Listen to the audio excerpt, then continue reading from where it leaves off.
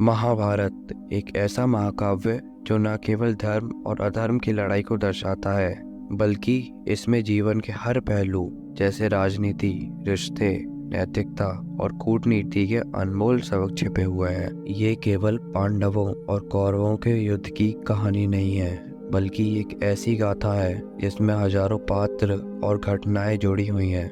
लेकिन क्या आप जानते हैं कि इस महाकाव्य से जुड़ी कई अनसुनी बातें हैं जिनके बारे में बहुत ही कम लोग जानते हैं। इस वीडियो में हम ऐसे ही महाभारत से जुड़े कुछ रोचक व अज्ञात तथ्यों को जानेंगे।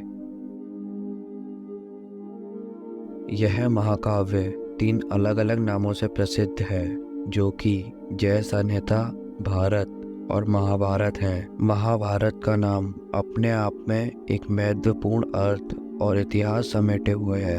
चलिए जानते हैं कि इस काव्य का नाम महाभारत कैसे पड़ा। वास्तव में वेद व्यास जी ने सबसे पहले 1,00,000 श्लोकों के साथ एक ग्रंथ की रचना की, जिसमें उन्होंने भारतवंशियों के चरित्रों के साथ साथ अन्य कई महान ऋषियों और चंद्रवंशी, सूर्यवंशी राजाओं के उपाख्यान डाले। इस ग्रंथ को उन्होंने भारत नाम दिया। परंतु महाभारत में एक कथा आती है कि जब देवताओं ने तराजू के एक पासे में चारों वेदों को रखा और दूसरे पर भारत ग्रंथ को रखा, तो भारत ग्रंथ सभी वेदों की तुलना में सबसे अधिक भारी सिद्ध हुआ। भारत ग्रंथ की इस महत्ता को देखकर देवताओं और ऋषियों ने इसे महाभारत नाम दिया, और इस कथा के ही कारण मनुष्यों में भी यह काव्य महाभारत के नाम से सबसे अधिक प्रसिद्ध हुआ।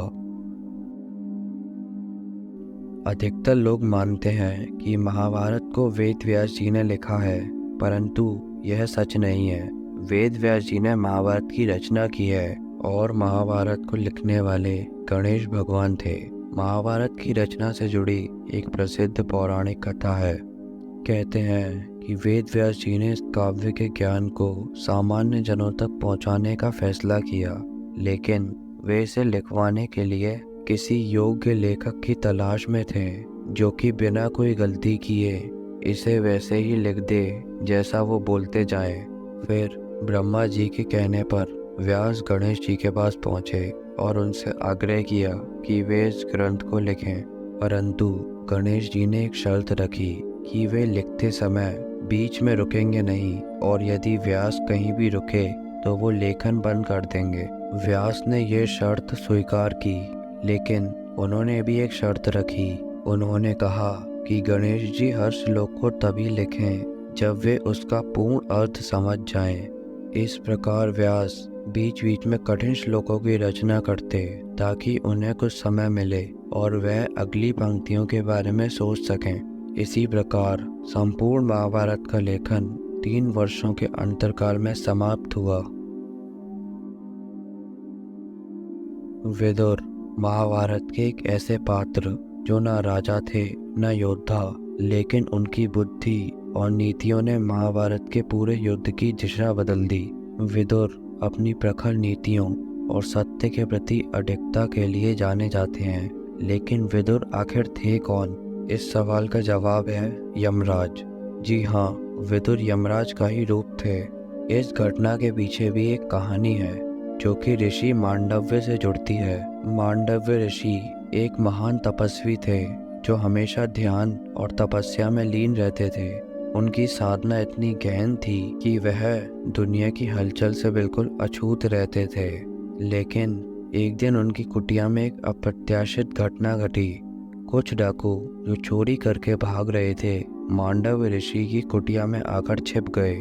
राजा के सैनिकों ने ये सोचे बिना कि ऋषि निर्दोष है, उन्हें भी अपराधी मानकर गिरफ्तार कर लिया, और राजा ने भी बिना उचित जांच किए मांडव्य ऋषि को मृत्यु दंड देने का आदेश दे दिया। उन्हें भाले से बेधकर सूली पर चढ़ा दिया गया, लेकिन उनकी तपस्या के प्रभाव से वह मृत्यु से बच गए और कई दिन तक इसी अवस्था में रहे।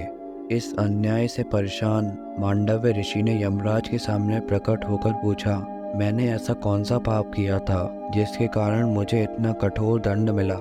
यमराज ने उत्तर दिया, तुमने बचपन में एक छोटे कीड़े को सुई से भेद दिया था, उसी पाप के कारण तुम्हें यह सजा मिली।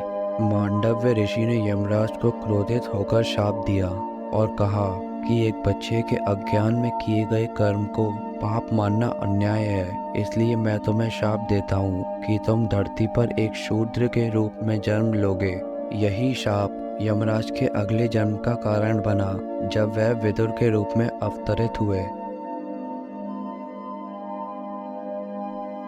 महाभारत के युद्ध के बाद जब शांति पर्व का समय आया, तब कौरव और पांडवों के बीच की जंग खत्म हो चुकी थी, लेकिन भावनाओं का संग्राम अभी भी जारी था। इसी संग्राम के बीच एक ऐसी घटना घटी जिसने इतिहास की गहराइयों में दर्द और त्रासदी का एक नया अध्याय जोड़ दिया।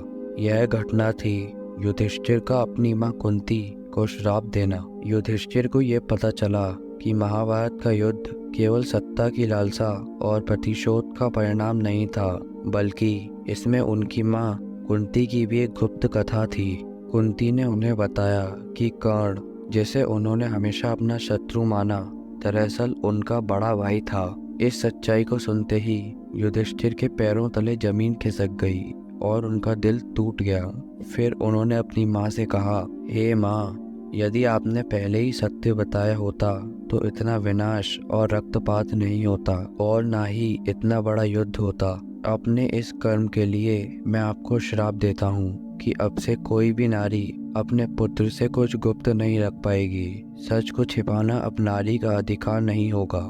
युधिष्ठिर का यह श्राप सिर्फ कुंती के लिए नहीं था, बल्कि हर एक नारी के लिए था, जो आज भी उतना ही प्रभावशाली है। तो इसी के साथ वीडियो को एंड करते हैं। आशा करता हूँ आपको वीडियो पसंद आया होगा। चैनल को सब्सक्राइब और वीडियो को लाइक एंड शेयर करना ना भूलें। Thank you.